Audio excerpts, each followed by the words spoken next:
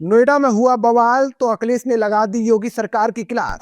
अखिलेश बोले महंगाई बढ़ेगी तो आवाज तो उठाएंगे ही।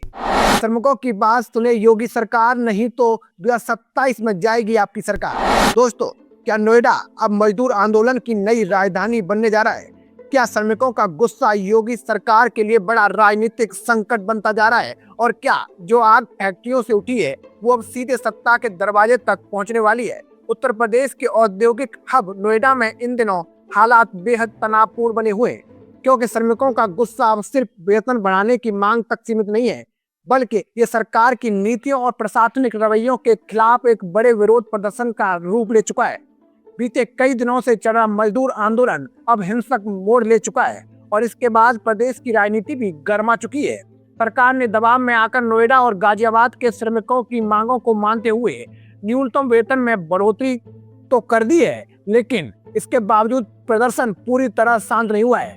श्रमिक अब भी सड़कों पर हैं, फैक्ट्रियों के बाहर नारेबाजी जारी है और कई इलाकों में तनाव कम होने का नाम नहीं ले रहा है। यही वजह है कि अब ये मुद्दा सिर्फ श्रमिक आंदोलन नहीं रहा, बल्कि राजनीतिक बहस का केंद्र भी बन चुका है। इस पूरे विवाद पर समाजवादी पार्टी के प्रमुख अखिलेश यादव ने एक बार फिर योगी सरकार पर जोरदार हमला बोला है और सरकार की कार्यशैली पर गंभीर सवाल उठाए हैं। अखिलेश यादव ने सरकार को सीधे कटघरे में खड़ा करते हुए कहा कि भाई, उत्तर प्रदेश के मुख्यमंत्री को नियम कानून की जानकारी ही नहीं है। उन्होंने कहा कि अगर मुख्यमंत्री को लेबर लॉ, कोर्ट के निर्देश और अंतर्राष्ट्रीय श्रम मानकों की समझ होती, अगर मजदूरों को उनके अधिकार समय पर दिए गए होते और श्रमिक हितों का पालन सही ढंग से किया गया होता, तो आज ये स्थिति पैदा ही नहीं होती।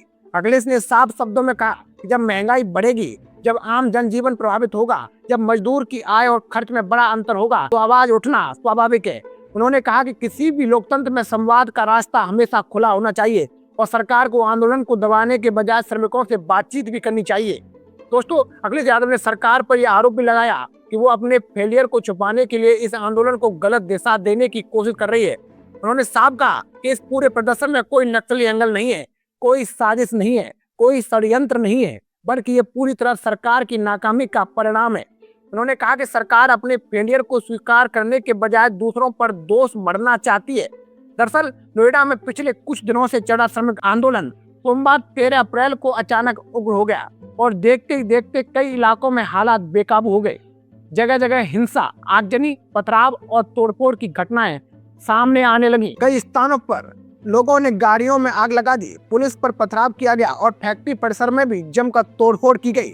हालात इतने बिगड़ गए कि प्रशासन को अतिरिक्त पुलिस बल तैनात करना पड़ा, लेकिन इसके बावजूद तनाव कम नहीं हुआ। मंगलवार 14 अप्रैल को भी हालात पूरी तरह सामान्य नहीं हो सके और दूसरे दिन भी प्रदर्शनकारियों ने पुलिस की गाड़ियों पर जमकर पथराव किया। जानकारी के मुताबिक नोएडा के सेक्टर 121 में लोगों ने पुलिस पर हमला किया, जिसमें कई वाहनों को नुकसान पहुंचा। वहीं सेक्टर 70 में भी लगभग नियंत्रण से बाहर हो गई और हिंसक झड़पों में कई पुलिसकर्मी घायल हो गए।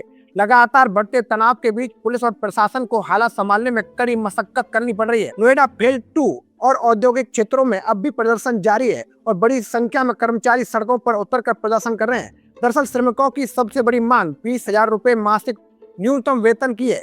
उनका कहना है कि मौजूदा वेतन में परिवार चलाना असंभव हो चुका है। महंगाई, किराया, बच्चों की पढ़ाई, दवाइयाँ और रोजमर्रा के खर्चों ने भी उनकी कमर तोड़ कर रख दी है। श्रमिकों का कहना है कि अगर दिल्ली एनसीआर जैसे महंगे क्षेत्र में उनसे दिन रात काम लिया जा रहा है, तो उन्हें इतना वेतन मिलना चाहिए जिससे वो सम्मान पूर्वक जीवन जी सकें।